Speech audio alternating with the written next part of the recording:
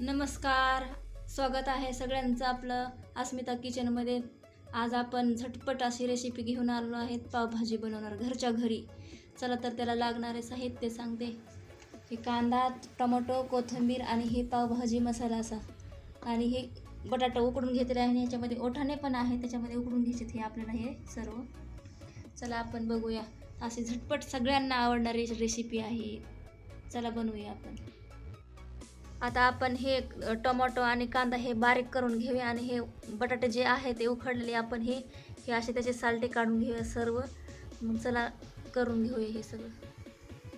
आता हे कांदा टोमॅटो हे कट करून घेतले आहे आणि बटाटा हे असं हे चांगलं प्रेस करून घ्या, हे बारीक असं सगळं. मग फोडणी टाकूया. ही कढई ठेवली, गरम झाली ही कढई. आता आपण त्याच्यामध्ये तेल टाकते. 2 ते 3 चमचे तेल टाकत आहे.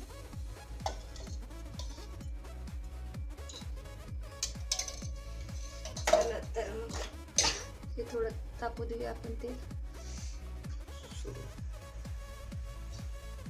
पाव चमचा जिरं टाकते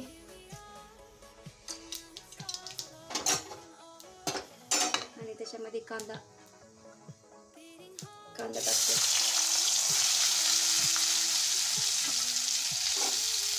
परतून घेऊया.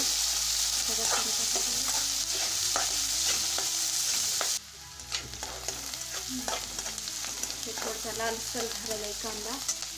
टमाटर टाकते याच्यामध्ये. आता हे चांगलं मस्त परतून घ्यायचं आपल्याला सगळं हे एकत्र दिसल्यानंतर.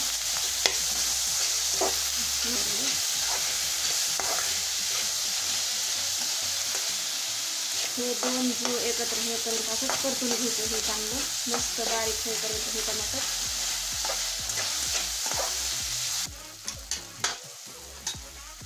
त्याला बघू शकता तर हे एक जीव झालेला आहे. आता ह्याच्यामध्ये थोडंसं पावसावर हळद घालते आणि तिखट टाकते. तुम्हाला चवीनुसार तिखट टाका याच्यामध्ये. आणि हा मसाला टाकते मी, पावभाजी मसाला 1 चमचा टाका ह्याच्यामध्ये.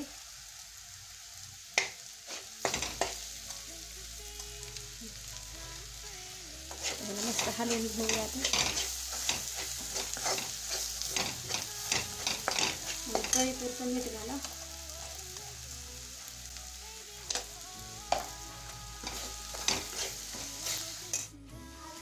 हा हे बटाटा बारीक केलेला आहे, त्याच्यामध्ये मी पाणी घालत आहे अर्धा ग्लास.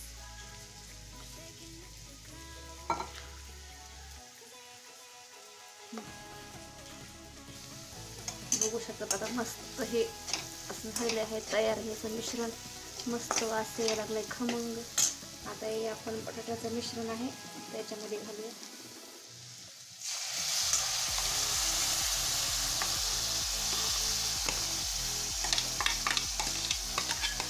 आता सगळं हलवून घ्यायचं. बघू शकता मस्त असं हलवून घेऊन एकत्र जीव करूया. आता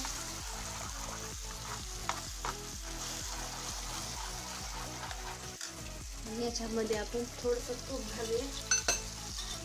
2 चमचा तूप टाका याच्यामध्ये.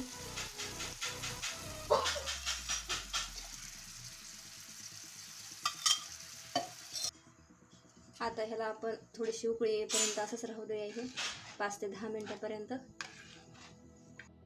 चला तर मग हे आता ह्याला उकळी फुटलेली आहे. तुम्ही बघू शकता असा खमंग असा वास सुटलेला आहे आपला पावभाजीचा.